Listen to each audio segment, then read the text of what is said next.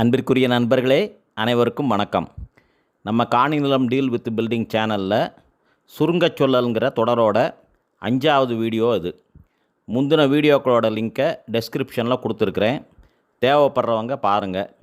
கட்டடத்துக்கு curing எவ்வளோ முக்கியங்கிறத பற்றி இந்த வீடியோவில் பார்க்க போகிறோம். வாங்க வீடியோவுக்குள்ளே போவோம்.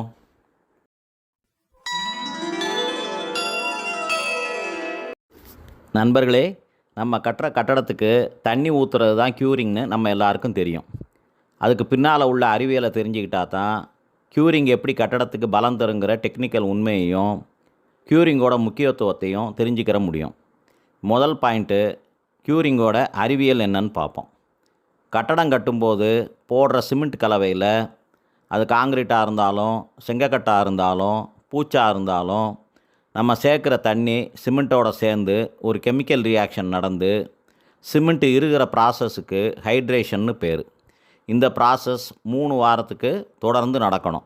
அப்படி நடந்தால் தான் சிமெண்ட்டோட முழு பலத்தை அது அடைய முடியும். அது வரைக்கும் நம்ம கலவையில் சேர்த்த தண்ணி வெயிலில் ஆவியாகி வெளியேறாமல் இருக்க வேண்டியது அவசியம். அதுக்காகத்தான் வெளியிலிருந்து தண்ணியை தெளித்து கட்டடத்தோட ஈரப்பதத்தை பாதுகாக்கிறோம். 2வது பாயிண்ட்டு, எத்தனை நாளைக்கு க்யூரிங் பண்ணணுங்கிறத பார்ப்போம்.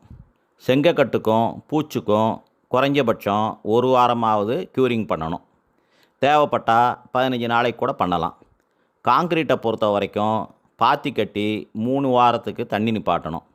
அதே போல் பில்லர், பீம் மாதிரியான பாகங்களில் நம்ம தண்ணியை நிப்பாட்ட முடியாது. ஆனால் கட்டாயமாக ஈரம் தொடர்ந்து இருக்கணும். அதனால் அது மாதிரி இடங்களை சாக்கு அல்லது வைக்கோலால் கட்டி அது மேலே ஈரம் எப்பவும் காயாமல் இருக்கிறது மாதிரி பார்த்துக்கிறணும்.